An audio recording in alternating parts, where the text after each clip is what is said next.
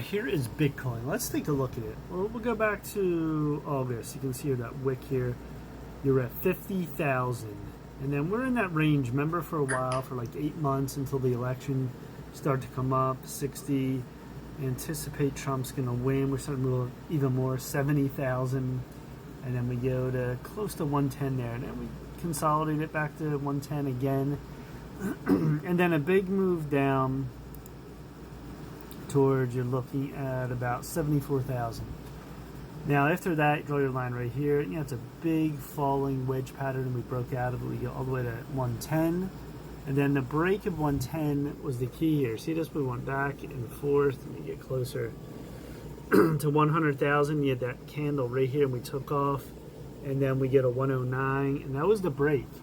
You know, Bitcoin puts in like longer moves. Like you went down, back up, went down, back up. Many times these candles came close to 110 and then we broke. We're at 116. Now, is Bitcoin going to go even higher? I did videos on this to like 120. Going back all the way to 18. Look at this. 2018. Draw your line here. To me, that goes to 120. Now, it could even go higher. Who knows when there's going to be a drop. So all these dips are being bought from, you'll call it 2023 below 20,000. That was the low. You're talking, I think it was, excuse me, 15,000. Look at this, 30, 40. Big consolidation. That was the election year. We go up, and that's where we're at. Now, could Bitcoin even go to this year? Can we get to 150,000? You know, it's hard to say. We're in like uncharted territory. Look at how high we are. We still got, you know, all the way to December. It's not out of question if we get, you know, another pullback, then we have another big move up. Now the monthly chart has just been a beast. So look at this, the low here. You're talking after the 2018 move, 20, then we go higher, big drop, and then we just took off. Consolidation, and that's where we're at. Let's go back to the daily, the 1 hour. Now you can see back on June 23rd, start to make the move. 104, yeah, 108, pretty flat here, sideways, then we took off. So can Bitcoin even get to 1 million someday? Who knows how this will play out? The thing with this is everyone's jumping into momentum. It doesn't matter. People are just buying Bitcoin. It keeps going up because it just keeps going up at this point. Once you reach that 18,000, the last 5 years now, we start going up on dips. This is longer term too. I'm not talking like a few months.